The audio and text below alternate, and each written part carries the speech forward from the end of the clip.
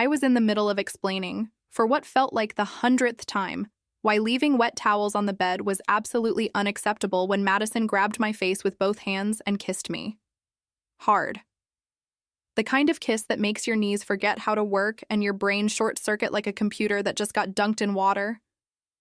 When she pulled back, her green eyes were sparkling with this mix of amusement and something deeper, something that made my heart stutter. She smiled, that devastating smile that had first caught my attention 7 years ago, and whispered, "That's what I should have done years ago."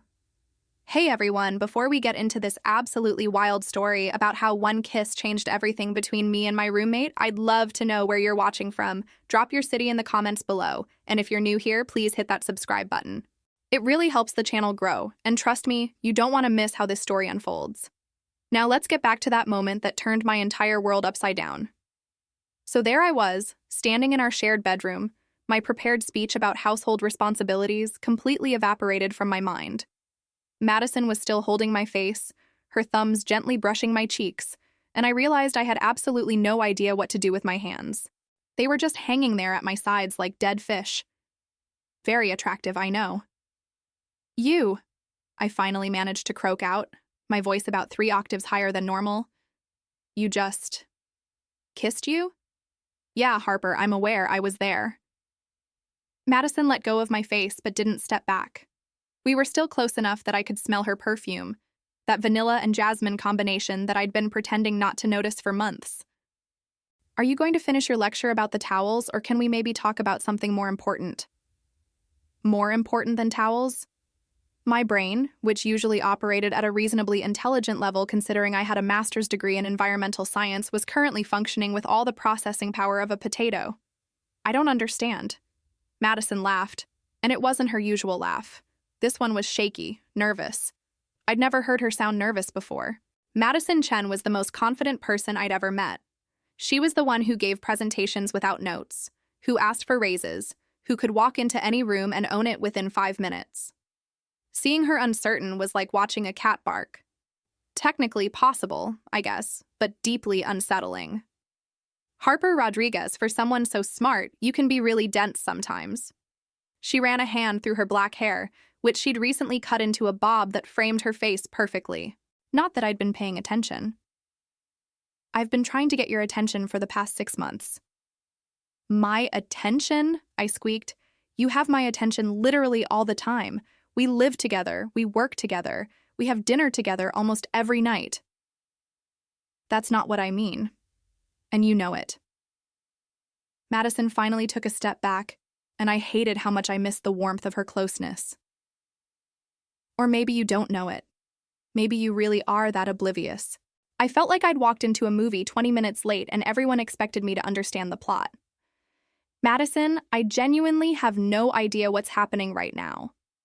5 minutes ago, we were arguing about your inability to hang up towels, and now you're saying you've been trying to get my attention. What does that even mean?" She walked over to her bed, the one with the offending wet towel still crumpled on it, and sat down. "It means I like you, Harper. Like you. The way that makes me stupid and nervous, and way too invested in whether you laugh at my jokes. The kind of like that's actually love, if I'm being completely honest, which apparently I'm doing now." The room tilted. Or maybe I tilted. It was hard to tell because all the blood in my body seemed to have relocated to my face. "You love me?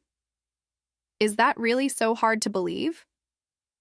Madison looked up at me, and there was something vulnerable in her expression that made my chest ache. "We've been best friends since college. We moved across the country together. We've been roommates for 3 years. You're the first person I want to talk to when something good happens and the only person I want around when things go wrong. You make me laugh harder than anyone else. You call me out when I'm being stubborn. You remember how I take my coffee and which Chinese restaurant I like to order from when I'm sad. You know my Netflix password and my mom's birthday and exactly how to fold my fitted sheets, which I still can't figure out." "That's just friend stuff," I protested weakly, even though my heart was currently attempting to break the world record for fastest heartbeat. "Is it though?" Madison stood up and crossed the small space between us again. "Is it friend stuff that I get jealous when you go on dates? That I bought tickets to that science museum exhibit you wanted to see even though I think museums are boring? That I learned to make empanadas from scratch because you mentioned missing your grandmother's cooking? That every time you smile at me, I feel like I could power a small city? I opened my mouth, closed it, opened it again. I probably looked like a particularly confused fish. You learned to make empanadas? That's what you're focusing on right now? But Madison was smiling. They were really good empanadas, I said stupidly.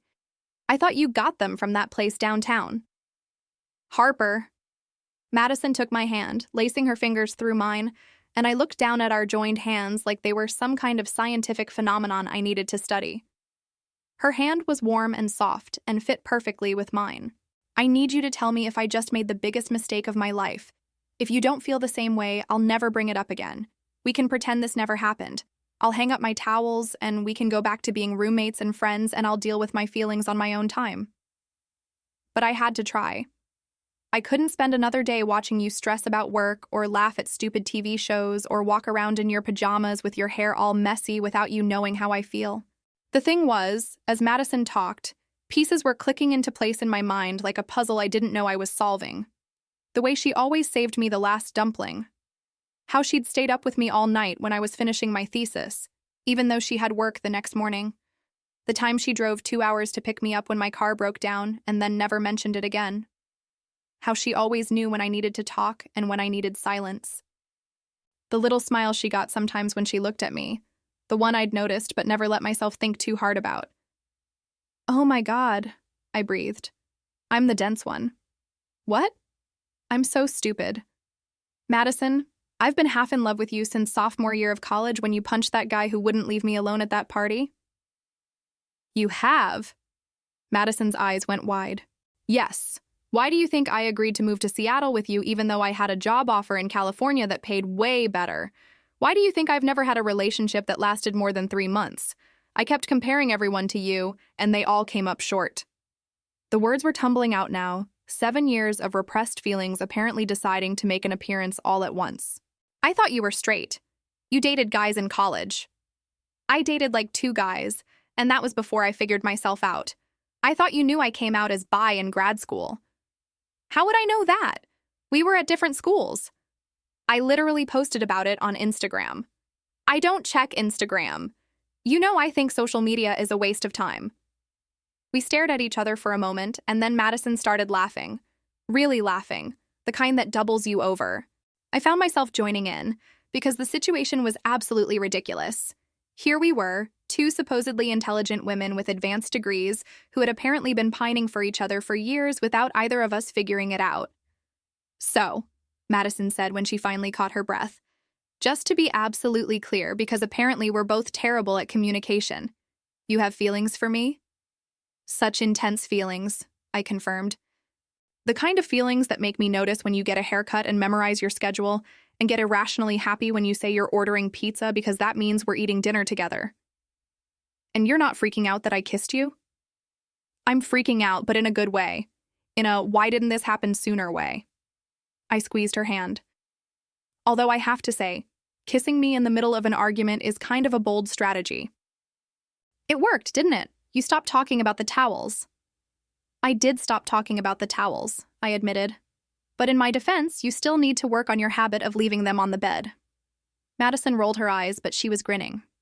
If I promise to be better about the towels, will you kiss me again? My stomach did a backflip. I think we can arrange that. This time, when we kissed, I was ready for it. I wrapped my arms around her neck and she pulled me closer by the waist. And it was like every cheesy romance novel I'd ever secretly read, but better, because it was real, and it was us. Madison kissed like she did everything else, with confidence and intention and just enough playfulness to make it interesting. When we finally broke apart, both breathing hard, I rested my forehead against hers. This is going to change everything, I whispered. I know. Madison's hands were still on my waist, her thumbs tracing small circles that were very distracting. Are you scared? I thought about it. Was I scared? Terrified, actually. Madison was my best friend. She was my person. If this went wrong, I'd lose everything that mattered most. But when I looked at her, at the way she was looking at me like I was something precious, I realized I was more scared of not trying. Yeah, I said honestly. But I'm more scared of going back to pretending I don't feel this way. I'm scared of watching you date other people. I'm scared of wondering what if. Me too. Madison kissed my forehead, soft and sweet. So we do this for real? We try? We try. I smiled. Although we should probably establish some ground rules, like what do we tell people? And what happens if we fight? We can't exactly storm off to separate apartments. We tell people the truth, that we're together. That we've apparently been idiots for years, but we're figuring it out now. Madison guided me to sit on her bed, the wet towel pushed aside and forgotten. And when we fight, because we will fight, we talk about it. We don't let it fester. And maybe sometimes you kiss me to shut me up, just to keep things interesting. I laughed. That seems like it could be weaponized. Oh, it absolutely will be. I'm already planning to use it strategically. We sat there for a while, just holding hands and processing. It was strange how everything had changed and nothing had changed at the same time. Madison was still Madison, still the person who knew me better than anyone. But now there was this new dimension to everything, this charge in the air between us that I could finally acknowledge. Can I ask you something? I said eventually. Always. When did you know that you had feelings for me? Madison thought for a moment. Do you remember that weekend we went camping last summer? The trip where it rained the entire time and our tent leaked and we ended up huddled in the car eating gas station snacks? The worst camping trip in history. Yes, I remember. You were laughing about something, I don't even remember what, and you had chocolate on your face. And I just looked at you and thought, I want to do this forever. I want to have terrible camping trips and laugh about disasters and eat junk food in cars with you for the rest of my life. And then you wiped the chocolate off your face and asked if I wanted to play 20 questions to pass the time, and I realized I was completely gone for you. My heart felt too big for my chest. That's disgustingly sweet. What about you? When did you know? I didn't have to think about it. Remember the week I had the flu last winter? You took time off work to take care of me even though I was gross and contagious and incredibly whiny. You were very whiny, Madison agreed.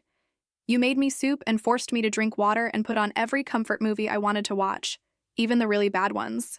And on the third day, I woke up from a nap, and you were asleep in the chair next to my bed, and you'd clearly been reading to me before you dozed off because there was a book in your lap. And I just felt so safe and cared for, and I thought, oh no, this is more than friendship. You never said anything. Neither did you. We're both disasters. Matching disasters, Madison corrected. It's romantic. Over the next few hours, we talked about everything. All the little moments and signs we'd missed or ignored. The time Madison had held my hand during a scary movie and neither of us let go even after the scary part was over. The night I'd fallen asleep on her shoulder during a road trip, and she'd stayed perfectly still for 3 hours so she wouldn't wake me. All the almosts and maybes that suddenly made sense in retrospect.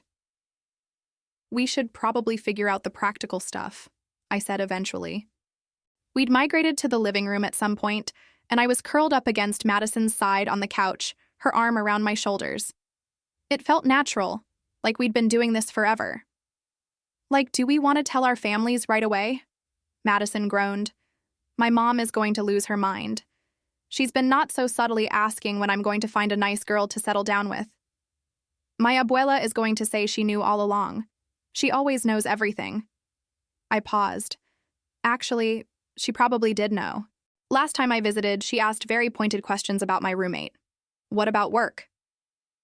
Madison worked in marketing for a tech startup, and while we didn't work for the same company, we'd met several of each other's coworkers over the years. I think we just tell people naturally. We don't have to make some big announcement, it'll come up organically. I tilted my head to look up at her. Unless you want to take out a billboard? I feel like that would be very you. I'm not that dramatic. You once rented a bouncy castle to apologize to your sister for missing her birthday. That was a completely reasonable response. But Madison was laughing. Okay, I might be a little dramatic, but only when it matters. Does this matter? I asked softly. Madison's expression turned serious.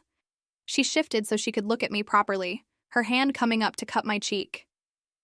Harper, This matters more than anything. You matter more than anything. I know we're new at the whole relationship thing, at least with each other, but I'm all in. I'm not going anywhere. I kissed her again because words seemed insufficient. This kiss was slower, deeper, full of promise. When we broke apart, I snuggled back into her side.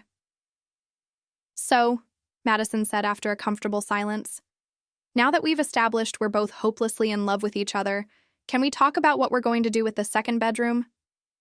I blinked. "What do you mean?" "Well, I assume you're going to move into my room, or I'll move into yours. Either way, we're going to have a spare bedroom." The assumption that we'd share a room made my stomach flutter with happiness. We're really doing this. We're really doing this. Madison kissed the top of my head. "Unless you want to keep separate rooms. I don't want to rush you into anything." "No, I want to share a room. I want to wake up next to you and go to sleep next to you and fight over closet space." I grinned. "But you have to promise to actually hang up your towels." "I promise to try very hard to hang up my towels. That's not the same as promising to hang them up." "It's the best offer you're going to get." I laughed and settled more comfortably against her. Outside our apartment window, the Seattle rain was starting up again, a steady patter against the glass. Inside, everything felt warm and right and like the beginning of something wonderful. "Hey, Madison?" "Yeah?" "I'm really glad you kissed me to shut me up." "Me too, Harper. Me too." We spent the rest of the evening exactly like that, curled up together on the couch, talking and kissing and making plans. We decided we'd tell our families over the weekend. We agreed that we'd combine our rooms but keep the second bedroom as a home office/guest room. We talked about maybe getting a cat, since we'd both been wanting one but hadn't wanted to make that decision without consulting the other. Around midnight, Madison yawned and stretched. "We should probably go to bed. Some of us have early morning meetings." "Some of us also have early morning meetings," I pointed out. "We work the same hours." "Details." Madison stood and offered me her hand. "So, your room or mine?" "Yours has the better mattress." "Fair point." As we got ready for bed, brushing our teeth side by side at the bathroom sink, I caught Madison's eye in the mirror. She smiled at me, toothpaste foam at the corner of her mouth, and I felt a rush of affection so strong it almost knocked me over. This was my person. This was my future. In bed, Madison pulled me close, and I rested my head on her shoulder. "This is nice," I murmured, already half asleep. "Better than nice." Madison's fingers traced lazy patterns on my arm. "Harper?" "I love you." I smiled against her shoulder. "I love you too, even though you're terrible with towels." "I'm never going to live that down, am I?" "Never." Her laugh rumbled through her chest, and I felt it where we were pressed together. "Worth it." The next morning, I woke up to sunlight streaming through the window and Madison's face inches from mine. She was still asleep, her features soft and peaceful, and I took a moment to just look at her. To really see her as my girlfriend, my partner, my person, it still felt surreal. As if sensing my gaze, Madison's eyes fluttered open. "Morning," she mumbled, her voice rough with sleep. "Morning." I brushed a strand of hair out of her face. "Sleep okay?" "Best sleep I've had in years." She pulled me closer, tucking her face into my neck. "Can we just stay here forever?" As appealing as that sounds, we both have jobs. Madison groaned. "Adult responsibilities are the worst," says the woman who literally lectured me about quarterly reports last week. That was different. Those reports were important. She pressed a kiss to my neck that made me shiver. "This is more important." I gently pushed her back. "Nice try, but we really do need to get up. Plus, I want to make you breakfast. Official first morning as girlfriends breakfast." Madison's face lit up. "Can you make your fancy scrambled eggs?" "I can make my fancy scrambled eggs." In the kitchen, as I whisked eggs and Madison made coffee, everything felt both completely different and exactly the same. We moved around each other with the same ease we always had, but now Madison's hand would brush my waist as she passed, Or I'd lean in to steal a kiss while waiting for the toast. "We're disgustingly domestic," Madison observed, watching me plate the eggs. "We were disgustingly domestic before. Now we're just honest about it." We ate breakfast at our small kitchen table, knees touching underneath. Madison told me about the presentation she had that afternoon, and I complained about the report I needed to finish. Normal conversation, the kind we'd had 1,000 times before.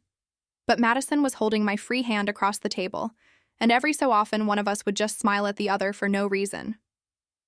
"I'm going to mess this up sometimes," Madison said suddenly. "I'm going to be stubborn and forgetful and probably drive you crazy. I know, I'm going to overthink everything and be anxious and definitely drive you crazy too." I squeezed her hand. "But we'll figure it out. Together." "Together," Madison echoed, and the word felt like a promise. The rest of the day passed in a blur of video calls and emails, but knowing Madison was in the next room working made even the boring parts bearable. We had lunch together, a quick sandwich break where Madison stole half my chips and I stole the pickle from her plate, a routine we'd established months ago. Around 3, Madison appeared in my doorway with 2 cups of tea. "Break time," she announced. "You've been staring at that spreadsheet for an hour. It's a very complicated spreadsheet. It's a very boring spreadsheet." She set the tea down on my desk and perched on the edge. "Come on, walk with me. We need milk anyway." The corner store was only 2 blocks away, and we made the walk hand in hand. It was such a simple thing, holding hands in public, but it felt momentous. Madison caught me grinning like an idiot and raised an eyebrow. "What?" "Nothing. Just happy." She bumped her shoulder against mine. "Me too." At the store, we ran into our downstairs neighbor, Mrs. Chen. No relation to Madison, despite the shared last name. She was a sweet older woman who sometimes brought us homemade cookies. "Oh, you two," she smiled at us. "Finally figured it out, did you?" Madison and I exchanged glances. "What do you mean?" I asked. Mrs. Chen laughed. "Dear, I've lived below you for 2 years. The walls aren't that thick. I've heard you laugh together, take care of each other, fight about silly things. It was obvious you were in love. I'm just glad you both finally saw it." After Mrs. Chen walked away, Madison turned to me with wide eyes. "Everyone knew but us, didn't they?" "Apparently we were the last to figure it out." "We're idiots." "The best kind of idiots," I corrected, and kissed her right there in the dairy aisle. That weekend, we made the calls to our families. My mom cried happy tears and immediately started planning a visit. My dad asked if Madison made me happy, and when I said yes, he simply said that was all that mattered. My abuela, as predicted, claimed she'd known all along and wanted to know when she could expect great-grandchildren, which made me turn bright red while Madison laughed in the background. Madison's family was equally supportive. Her mom did indeed lose her mind, in the best way, talking for 20 minutes straight about how perfect we were for each other. Her dad made some terrible dad jokes about us being roommates. Her younger sister simply said, "Finally," and hung up. "Well," Madison said after the last call, "that went better than expected." "Did you think they wouldn't be supportive?" "No, I just thought they'd be more surprised. Apparently, our epic love story was obvious to literally everyone except us." We were sitting on the floor of what was now our shared bedroom, sorting through clothes and deciding what to keep where. It was a mundane task, but with Madison, even organizing was fun. "Hey, Harper?" "Yeah?" "Thank you." I looked up from the pile of sweaters I was folding. "For what?" "For taking a chance on this. On us.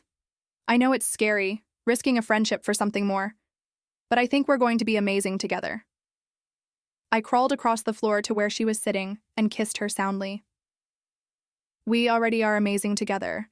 We have been for years. This is just the next chapter." "The best chapter," Madison said against my lips. "Definitely the best chapter." As the weeks passed, we settled into our new normal. Some things changed. We fell asleep tangled together every night and woke up the same way. We kissed goodbye in the mornings and hello in the evenings. We went on actual dates, dinner and movies, and long walks through the city, instead of just hanging out as friends. But most things stayed wonderfully the same. We still argued about household chores, though now the arguments ended with kisses more often than not. We still had movie nights every Friday and tried new restaurants on Saturdays. We still knew each other's coffee orders and favorite takeout places, and exactly how to make the other laugh when they were having a bad day. 3 months in, on an unremarkable Tuesday evening, we were cooking dinner together. Madison was attempting to chop vegetables while I monitored the pasta, and she was telling me some elaborate story about a disastrous client meeting that had somehow ended in success. And then Jerry knocked over the entire presentation board, she was saying, gesturing wildly with the knife in a way that made me nervous. Just boom, everything on the floor. Madison, please be careful with that knife. I'm always careful. To prove her point, she set the knife down with exaggerated precision. See? Careful. You're ridiculous. You love it. I do, I agreed, stirring the pasta. I really, really do. Madison came up behind me, wrapping her arms around my waist and resting her chin on my shoulder. You know what I was thinking about today? How to not stab yourself while cooking. Besides that, she kissed my cheek. I was thinking about how that argument about the towels was the best argument I've ever had. Because you won by kissing me? Because it finally got us here. To this. She squeezed me gently. I kept thinking, what if I'd never worked up the courage? What if I'd just kept hanging up my towels and never said anything? I turned in her arms so I could face her. But you did say something. Or, well, you kissed something. And I'm so glad you did. Me too. Madison smiled, that same devastating smile that had captured my attention all those years ago. I love you, Harper Rodriguez. I love you too, Madison Chen. I reached up to run my fingers through her hair. Even when you leave wet towels on the bed. I've gotten better about that. You've gotten slightly better about that. I'll take slightly better. She leaned in, and I met her halfway. The pasta started to boil over, and we broke apart laughing, scrambling to turn down the heat. Crisis averted, Madison wrapped her arms around me again. You know, she said thoughtfully, I should probably start more arguments if they all end this well. I raised an eyebrow. That seems like a dangerous strategy. But effective. She grinned. Maybe I'll start one right now.